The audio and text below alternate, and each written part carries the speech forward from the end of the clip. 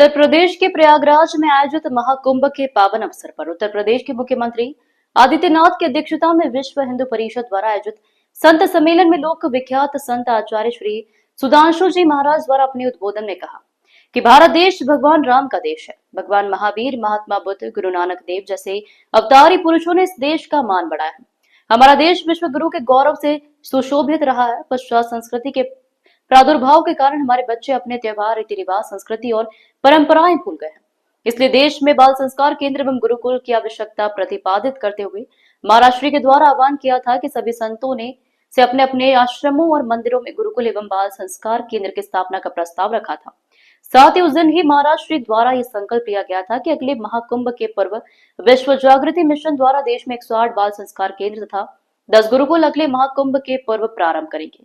भारतीय संस्कृति और संस्कारों की रक्षा हेतु यह एक दिव्य अभियान है। महाराष्ट्र इस अभियान को राष्ट्रीय स्तर पर विस्तार देना चाहते हैं ताकि हमारे देश का हर बच्चा और युवा अपने प्राचीन गौरव को जान सके, वीरों के इतिहास जान सके, वीर गाथाएं पढ़े, धर्म, संस्कृति एवं संस्कारों को अपने जीवन में धारण करे।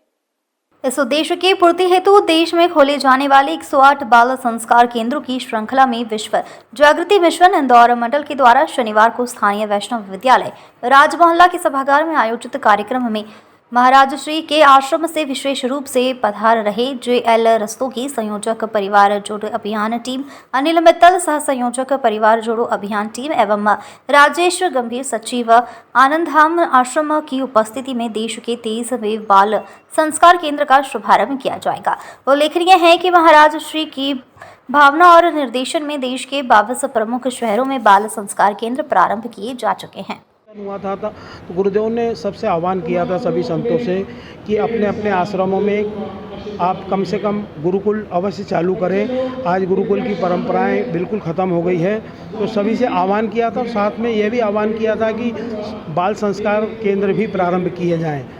गुरुदेव से कहा था कि आपके द्वारा क्या किया जाएगा, तो गुरुदेव ने कहा था मैं 108 बाल संस्कार केंद्र पूरे देश के अंदर चालू करूंगा और 10 गुरुकुल प्रारंभ करूंगा। उस श्रृंखला में अभी तक 24 बाल संस्कार केंद्र प्रारंभ हो चुके हैं और 25वां बाल संस्कार केंद्र आज इंदौर में प्रारंभ हो रहा है। इसके पीछे मुख्य उद्देश्य यह है कि भारत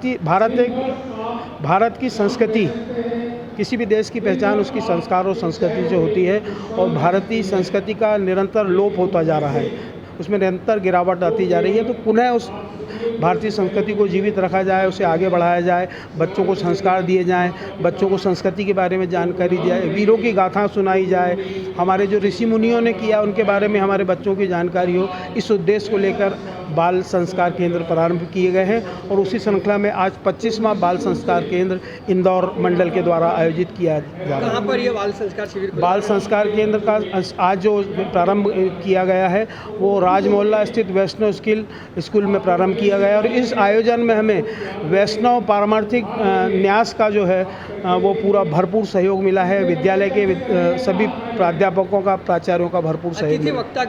अतिथि वक्ता के रूप में हमारे आनंद धाम आश्रम से श्री JL रस्तोगी साहब पधारे हैं, जो इसके संचालक हैं और परिवार जोड़ो अभियान के भी संस्थापक संचालक हैं। वो यहाँ विशेष रूप से पधारे हैं और उनके साथ में एक और आश्रम से गुरु भक्त पधारे हैं, वो भी इसके लिए आए हैं। आपका परिचय? मैं कृष्ण मुरारी शर्मा, महामंत्री विश्व जागृति मिशन इंदौर मंडल। देखो मेरे